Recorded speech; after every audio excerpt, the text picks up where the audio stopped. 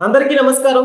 సినీ నటి మాధవీలత గారు చేసిన కామెంట్స్ ఇప్పుడు అంటే షిరిడి సాయిబాబా గారి మీద చేసిన కామెంట్స్ ఇప్పుడు దుమారం రేపాయనే చెప్పాలి. సో వాటి గురించి ఒకసారి డిస్కస్ చేసే ప్రయత్నం చేద్దాం. ప్రస్తుతం స్టూడియోలో జర్నలిస్ట్ శ్రవణ్ కుమార్ గారు ఉన్నారు. వెల్కమ్ చెప్దాం. Hello sir. Hello.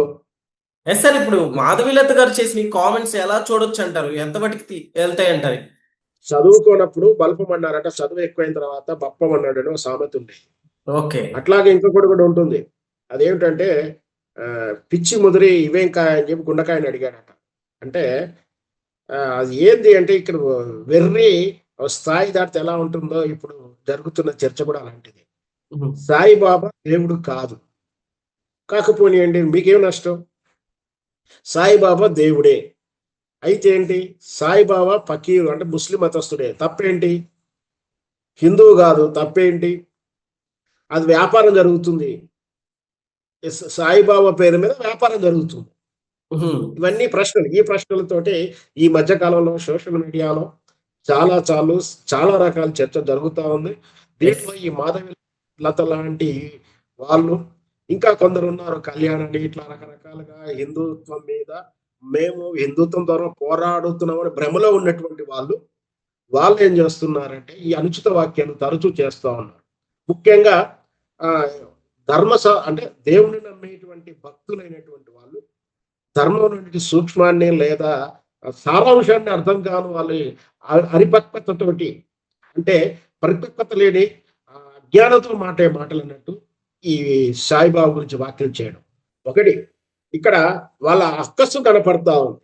First of all ఏంటంటే, నేను హిందూ ధర్మం గురించి, సనాతన ధర్మం గురించి, దైవత్వం గురించి పోరాడుతున్నటువంటి నేను కూడా ఒక వ్యక్తిని అయినంత మాత్రాన సాయిబాబా మీద ఈ విధంగా వ్యాఖ్యలు చేయాలంటే నేను చెయ్యను. ఎందుకంటే హేతుబద్ధత ఉండాలి, మనం మాట్లాడే దాంట్లో ధర్మం ఉండాలి, మనం అనే దాంట్లో విచక్షణ ఉండాలి, వివేకం ఉండాలి. ఇక్కడ ఏంటంటే ఇంతకుముందు చెప్పే ప్రయత్నం చేసింది ఏంటంటే, హిందూ ధర్మంలో కానీ మతంలో ఏ మతంలో అయినా ఉంటుంది, ముఖ్యంగా హిందూ ధర్మంలో ఉంటుంది.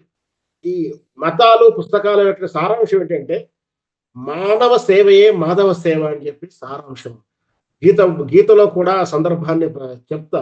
అంటే ఇక్కడ ఏంటంటే, ఒక మనిషికి సేవ చేస్తే కూడా ఆ దేవుడికి చేసినట్టే అనేది మనందరికి తెలుసు. అలాగే సహజంగా మనం దేవుడి నమ్మినా నమ్మకపోయినా చాలా వరకు చాలాసార్లు విని ఉంటాం. ఎవరైనా మనకు చాలా విపత్కర పరిస్థితులు, చాలా కష్టకాలంలో ఉన్నప్పుడు పిలవకుండా వచ్చో ఏ విధంగా పిలవచ్చు సహాయం చేస్తే అప్పుడు ఆయన అంటాం, దేవుళ్ళ వచ్చి కాపాడవు బాబు అంటాం. అక్కడ అంటే ఏంది? మనకు ఏదైనా జరిగినప్పుడు, సహాయం చేసినప్పుడు, ఆపదల నుంచి, కష్టాల నుంచి రక్షించేవాడిని దేవునిగా తలుచుకుంటాం. అంటే ఒక డాక్టర్ని, వైద్యుడిని మనం డాక్టర్ని దేవుడిగా కొలుచుకుంటాం. మా ప్రాణాన్ని నిలబెట్టే దైవం బాబు అని చెప్పి చాలా సందర్భాల్లో, అంటే క్రిటికల్ ఆపరేషన్ అయిన వాళ్ళకి తెలుస్తుంది అంతా కూడా. ఆ రోజు నుంచి, ఆ సమయం నుంచి ఆ డాక్టర్ని కూడా దేవునిగా కొలుచుకుంటాం. మనం రాజకీయ నాయకులు చూస్తూ ఉంటాం. వాళ్ళు చేసేటువంటి ఈ పథకాల వల్ల, అంటే ఇండ్ల నిర్మాణ పథకం కావచ్చు, లేదా ఈ ఆపరేషన్కి ఇచ్చే డబ్బుల వల్ల కావచ్చు. అంటే ఉదాహరణకు స్పష్టంగా అర్థమయ్యేంటే, వైఎస్ రాజశేఖర పీరియడ్ తర్వాత రాజశేఖర రెడ్డి గారిని ఇప్పటికి కూడా దేవునిగా భావించి ఇళ్లలో పూజలు చేస్తా ఉంటారు. అంటే ఇక్కడ మనం అర్థం చేసుకోవాల్సింది ఏంటి? తనకు అనుకున్నటువంటిది సహాయము నిస్సాయితలో ఉన్నప్పుడు చేసిన వాడిని దేవుడిగా కొలుచుకోవడం తప్పు లేదు అనేది నా భావన. అలాగే సాయిబాబా అనేవారు ముస్లిమేతర అనే విషయాన్ని పూజించే వాళ్ళు చూసుకుంటారు. మీరెవరు చెప్పడానికి? మీ పూజ, మీ దేవాలయాలు పోటీగా నడుస్తుందని అక్కసుగా ఇలా మాట్లాడుతున్నారా? ఆయన ముస్లిం అయితే నమ్మిన వాళ్ళు పోతారు, నమ్మని వాళ్ళు పోరు. ఆయన అవతారాలు ఉన్నాయి, అంటే దత్తాత్రేయత్వం తర్వాత, ఇట్లా ఒక్కలకోట సాములవారి తర్వాత, ఇట్లా ఆయన కూడా ఒక అవతారము, ఇట్లా అని చెప్పేసి నమ్మే వాళ్ళు ఉన్నారు. నమ్మితే నమ్మనియండి, తప్పే ఉంది, ఎవరిష్టం వాళ్ళు. ఆయన ముస్లిమా కాదా అనేది మీరు తేల్చాల్సిన విషయం కాదు. నమ్మే వాళ్ళు వెళ్తున్నప్పుడు ఆయన ముస్లిమా కాదని వాళ్ళు చూసుకుంటారు. Number 1 point. రెండవది, అక్కడ వ్యాపారం జరుగుతుంది, డబ్బులు దుర్వినియోగం జరుగుతుందని చెప్తా ఉన్నారు.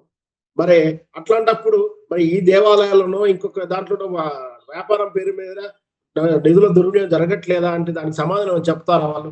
ఏమీ చెప్పలేరు. అంటే ఏదైనా వ్యవహారం జరుగుతున్నప్పుడు దాంట్లో మంచి వచ్చేడు, ఆర్థిక నష్టాలు, ఆర్థిక లావాదేవీలు చిన్నపాటి జరుగుతుండవచ్చు.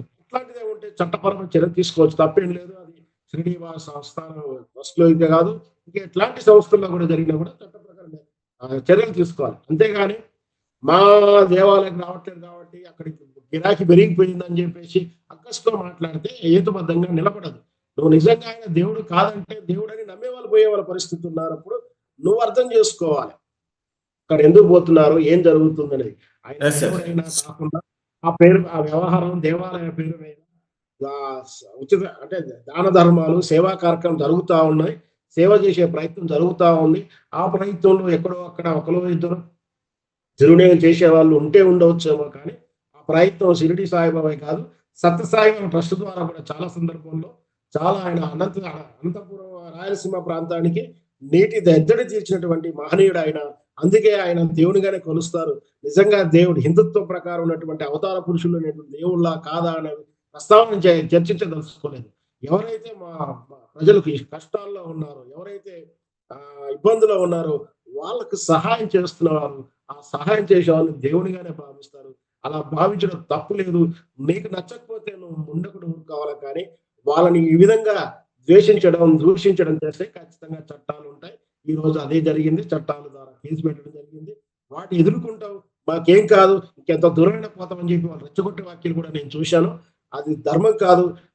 మనకు చేతనైతే అంటే హిందూ ధర్మంలో నేను ఒక పార్టీ కాబట్టి మనం మన విశ్వాసం తగ్గట్టుకు మనం దైవత్వం ఏ విధంగా నిలబెట్టుకోవాలి, మన పట్ల విశ్వాసం ఎంత రష్యా ఏ విధంగా అంటే జనాన్ని ఏ విధంగా ఆకట్టుకోవాలి మనం చూసుకోవాలి కానీ అతని మీద అనుచిత వ్యాఖ్యలు చేయకూడదు. ఎవరు చేసినా సహాయం చేస్తున్నాడు ఖచ్చితంగా ఆయన దేవునితో సమానం. సాయిబాబా ఏ మతం అనేది నాకు అనవసరం. ఆయన వల్ల సమాజానికి మంచి జరుగుతున్నప్పుడు నేను ఆయన కొలిచడం తప్పేం లేదంటాను. ఆయనే కాదు, ఇప్పుడు చెప్తున్నట్టు ఎవరైతే మాధవీలత కూడా ఏదన్నా చేసి సహాయం చేసి నలుగురు మంచి చేస్తే ఆమెను కూడా నేను దేవతగాను దేవుడిగా ఇస్తా, తప్పేం లేదు. అది నలుగురు సాయం చేస్తున్నప్పుడు సహాయపడుతున్నప్పుడు వాళ్ళు దైవ సమానులే. మాధవ సేవ మానవ సేవే మాధవ సేవ అని నేను నేర్చుకున్నా, నేను చదువుకున్నాను. ఖచ్చితంగా ఇట్లా సాయిబాబా మీద అనుచిత వ్యాఖ్యలు చేసేవాళ్ళు ఖచ్చితంగా ఫేకే. వాస్తవానికి ఎక్కడో జరిగినటువంటి వీడియో తాలూకు తీసి సాయిబాబా సంస్థానంలో డబ్బులు తరలిపోతున్నాయి చూస్తున్నారా, వీళ్ళు పాకిస్తాన్‌కి నిధులు పంపిస్తున్నారు చూస్తున్నారని చెప్పడం తప్పులు చేతగాని అంటే వాళ్ళ చేతగాక తప్పుడు కథనాలు వండి వాట్సాప్‌లో ఫార్వర్డ్ చేసేస్తే నిజంగా అదే నిజం అనుకోని కొందరు అంటే అందరూ మెచ్యూర్డ్‌గా ఉంటారని చెప్పలేం కాబట్టి కొందరు అన్‌మెచ్యూర్డ్ కాదు లేదా ఏమి తెలియని వాళ్ళు అట్లాంటివి నమ్మి ఈరోజు ఈ విధంగా సాయిబాబా గారి మీద వ్యాఖ్యలు చేస్తున్నారు. సాయిబాబా దేవుడా కాదని చర్చించదలుచుకోలే. సాయిబాబా పేరు మీద మంచి జరిగే ప్రయత్నం జరుగుతుంది. సేవ జరిగే కార్యక్రమం జరుగుతుంది. ప్రతిరోజు హిందువులు కూడా ప్రతి అమావాస్య రోజు అన్నదానం చేస్తారు. ప్రతి దేవాలయాలు అన్నదానం చేస్తారు. ప్రతి హిందూ సంఘాలలో కూడా రకరకాల విహెచ్ఎస్సి అట్లాంటి సేవా సంస్థలు వాళ్ళు సేవలు చేస్తున్నారు. వాటిని ఆహ్వానించదగింది. ఏ మతమైనా సరే ఎవరైనా సరే సేవ చేసేవాళ్ళని దేవునిగానే కొలుస్తుంది. వాళ్ళకు ప్రజల మద్దతు ఉంటుంది. నువ్వన్నంత మాత్రాన దేవుడు ఇంకోరు దేవాలయం ఇంక అందుకని సాయిబాబా మందిరాలు ఊరు వాడాలు పెరుగుతా ఉన్నాయి. ఎక్కడ తగ్గట్లేదు. ఎవరి విశ్వాసాలు వాళ్ళు మనం ఏం చేయలేం. దాన్ని నమ్మిపోతున్నప్పుడు మనం ఎట్లా కట్టడి చేయగలుగుతాం? Okay sir. Thank you.